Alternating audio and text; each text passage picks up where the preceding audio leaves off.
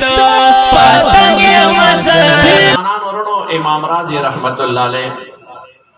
نیک مجلس تا دا عالمان و محفل تا دا ورطو یوسو فضائل لکلی یو فضیلت دا لکلی چکم سڑے نیک مجلس تلار شی اغتا خدای پاک لینے لی درجت طلبا دا طالبان و مرتبہ حاصل شی تاسو څومره مشران نوجوانان چې دلته راغلي اچام دا غرض نه و چې دلته به د وخت بادشاه راغلی وي د هغه ملاقات کوو دلته به راشن او خیرات تقسیمیږي چې موږ ته پکې حصه راکړي بلکې دا سپین ږیري مشران نوجوانان ټول په د پاک نیک نیت راغلي دي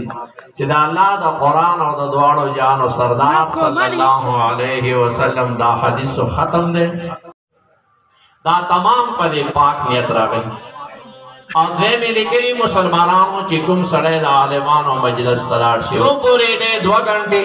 یا 3 غنټې یا 4 د عالمانو نیکو خلکو مجلس کې ناست وي دی د ګناه نه بند وي دا د سترګې غلطې نه استعمالیږي غوږونه غلط نه استعمالیږي لاسونه پښې غلط نه استعمالیږي حتی چې زړه او دماغ غلط نه استعمالیږي مسلمانان ورونو درې لیکلي دي چې په دې نیک محفل باندې د الله طرف نه داسې رحمت وریږي لکه باران هر انسان مجلس خاتمې نه بعد د خدای په رحمت کې لون بون لاړ شي اوس عقلمند خلک به سوال کوي چې د خدای رحمت کوم دی چې باران غوندې وریږي موږ خو یې نه ګورو عالمان فرمایي چې د هر شي کتو دپاره یو اندام نه وي دا هر شي کتو معلومولو د پاره خپل خپل اندام لکه یو سړی وایي چې ما مرچ خوړه ډېر تریخ وي ته ورته وایي چې کوم دي چې تریخ دي ته ماته د مرچ تریخوالی ښکاره کړه هغه به درته وایي چې ساده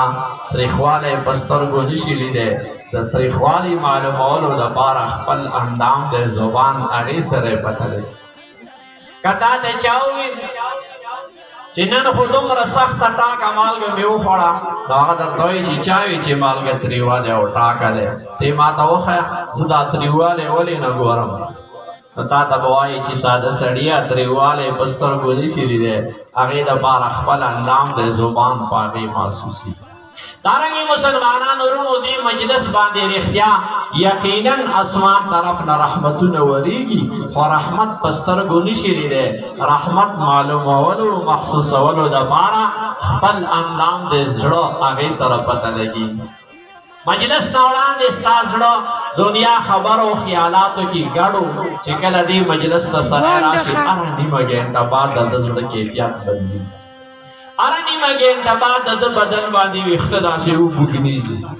لږ ټایم بعد چې دی مجلس ته توجه سره ناست وي صدق دل سره ناست وي نو د سترګو کې اوښکې راشي ژړا